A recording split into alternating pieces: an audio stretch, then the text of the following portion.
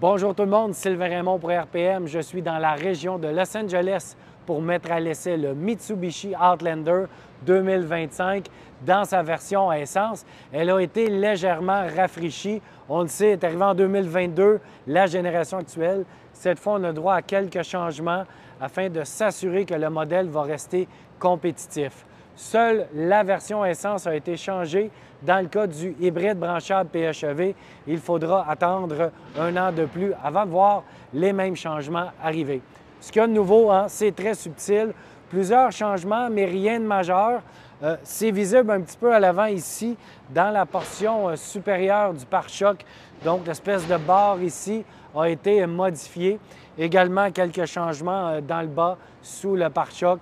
On a retouché les phares. Ce qui demeure, c'est vraiment la grille imposante avec les phares qui sont assez imposants. Pour moi, c'est quelque chose qu'on aurait peut-être dû retravailler parce que c'est pas très sexy. Ça, avec également l'espèce de garniture en C qui vient cercler le phare, c'est vraiment l'élément le plus polarisant du Outlander. Donc, ça fait vraiment un bloc massif alors que la grille est très imposante. Les deux blocs massifs comprenant les phares et les garnitures en C de chaque côté, pour moi, c'est peut-être pas ce qu'il y a de plus réussi, du moins. De côté, peu de changements. On a par contre droit à 3 choix de jantes plutôt que 2 par le passé. Donc, les versions de milieu de gamme ont droit à leurs jantes respectives plutôt que d'avoir simplement un choix dans le haut et dans le bas de gamme. Nouveau choix de couleurs, 4 nouvelles couleurs à l'extérieur sont proposées, dont le gris pierre lunaire qui est exclusive à certaines livrées. À l'arrière, peu de changements.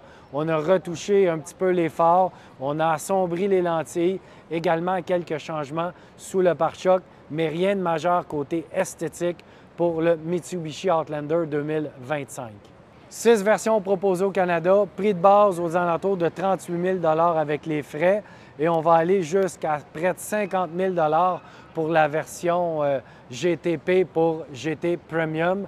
Donc, le véhicule est assez compétitif aux autres côté prix. Ce qui a toujours distingué l'Outlander, bien entendu, c'est les incitatifs financiers qui le rendraient plus intéressant que certains rivaux. Parlant de ces rivaux, c'est un modèle qui doit se battre avec les ténors du segment, notamment le Toyota RAV4, le Mazda CX-5 et bien entendu le Honda CR-V. L'intérieur, c'est ce qui profite du plus grand nombre de changements. On a souvent reproché au Outlander de ne pas avoir un aspect très luxueux, beaucoup de plastique dur par rapport à ses rivaux. L'intérieur du Outlander, c'est ce qui profite du plus grand nombre de changements. On s'en souvient par le passé, j'ai souvent reproché son habitacle terne, beaucoup de plastique dur, donc une apparence bon marché par rapport à ses rivaux. Donc Mitsubishi a vraiment travaillé cet aspect-là. On regarde le tableau de bord, on retrouve maintenant des garnitures un peu plus haut de gamme, également des cuir soupes aux endroits de contact. Donc, l'apparence est quand même en hausse par rapport au passé. Ça fonctionne bien. L'écran du système de divertissement est aussi un peu plus imposant, 12,3 pouces au lieu de l'écran de 9 pouces dans les versions plus haut de gamme qu'on retrouvait avant, 8 dans les versions plus bas de gamme. J'aime bien l'écran, son utilisation. Il est tactile, bien entendu. Son utilisation est assez simple, surtout lorsqu'on relie notre téléphone. On peut donc utiliser Android ou Apple CarPlay sans fil. À ce niveau-là, c'est du beau boulot de la part de Mitsubishi. L'élément qui distingue cette nouvelle génération, c'est le nouveau partenariat entre Mitsubishi et Yamaha. Quant au système de sonorisation, on a le droit à 2 systèmes. Un système un peu plus de base qui va comprendre 8 haut-parleurs et un autre plus haut de gamme qui, lui, pousse la quantité à 12 haut-parleurs. Et ce qui inclut, dans le cas du modèle plus haut de gamme, un caisson de sous-grave à l'arrière.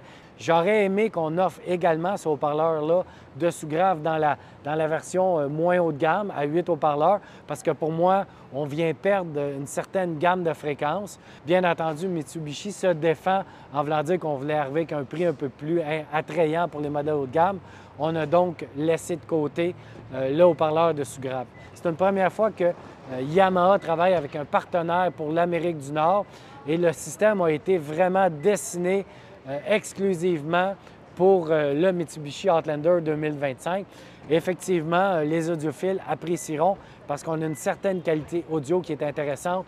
Le constructeur a ajouté des matières absorbantes, un matériel absorbant à l'intérieur pour vraiment ne réfléchir que les sons des haut-parleurs et non pas les bruits ambiants. Et la porte sert littéralement de caisson de résonance pour les haut-parleurs. Donc, c'est vraiment du beau boulot à ce chapitre. Et je tiens à noter que c'était une première application du système de son Yamaha en Amérique du Nord et le système a été vraiment pensé pour le véhicule. C'est donc la plus grande transformation du véhicule pour 2025. Sous le capot, toujours le même moteur 4 cylindres de 2,5 litres. Il développe 181 chevaux. Même chose pour son couple. Ce n'est pas le plus puissant des moteurs. On n'a plus de V6 dans la gamme. Donc, ça paraît vraiment lorsque je roulais sur les routes sinueuses. On n'a pas un surplus de puissance, surtout lorsqu'on doit gravir des pentes. Le moteur, on sent qu'il n'est pas surpuissant. Ce qui ne l'aide pas en plus, c'est vraiment la boîte CVT. On a tenté d'émuler des rapports, mais bien entendu, lorsque le moteur est sollicité, la boîte fait grimper le régime et là, on entend le moteur rugir. Donc, je dirais qu'en conduite normale, on s'en aperçoit pas trop si vous vous tenez dans de la conduite ou des zones urbaines. Mais si vraiment on veut travailler avec le véhicule, on a affaire à des pentes, bien là, c'est là qu'on s'aperçoit que le véhicule manque de puissance et l'effet est encore plus amplifié par la présence de cette boîte CVT.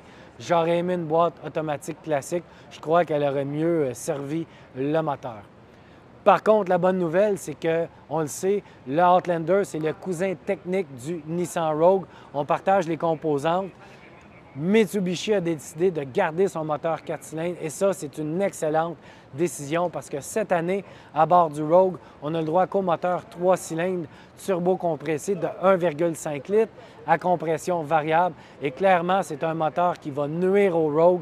Il est mal adapté, il n'est pas d'une fiabilité et surtout, il est loin d'être économique comme nous le promettait. Mitsubishi a conservé le moteur de 2,5 litres et ça, c'est une excellente décision. L'autre élément qui joue en faveur du Outlander, c'est son excellent rouage intégral. Il est offert de série sur toutes les versions, donc pas de version en traction dans le cas du Outlander. C'est une bonne chose. Non seulement il est efficace, mais il jumelle bonne répartition de la traction, de l'adhérence et en plus des performances. Donc, le système de rouage intégral fonctionne avec un embrayage hydraulique actionné par un moteur électrique qui, selon les conditions, va répartir d'une manière optimale le couple, en fait, aux roues qui ont le plus d'adhérence et même au niveau des performances, lorsqu'on est en virage, même si on est sur le sec, ça va hausser les performances. Donc, c'est clairement une force du Mitsubishi Outlander. On a aussi retravaillé la direction sur les portions de route plus sinueuses. Je sentais la direction un petit peu plus lourde, un peu mieux connectée sur la route que par le passé. Ça, c'est également une amélioration. Bien entendu, le véhicule fait face à des canons. Il n'est peut-être pas encore au niveau de la concurrence. On a haussé la qualité, le sentiment de qualité, mais il lui en manque encore vraiment pour venir prétendre rivaliser avec les ténors du segment. C'est des améliorations qui prennent un véhicule qui était somme toute intéressant et qui l'améliorent. Et bien entendu, si on a droit encore à des incitatifs financiers généreux, c'est quelque chose qui va jouer également en la faveur du Mitsubishi Outlander 2025. Je vous invite à aller sur le site web de RPM. Vous pouvez lire l'essai complet du modèle, toutes mes impressions, les spécifications. Et si vous avez apprécié cette vidéo, abonnez-vous à la chaîne YouTube de RPM pour rien manquer.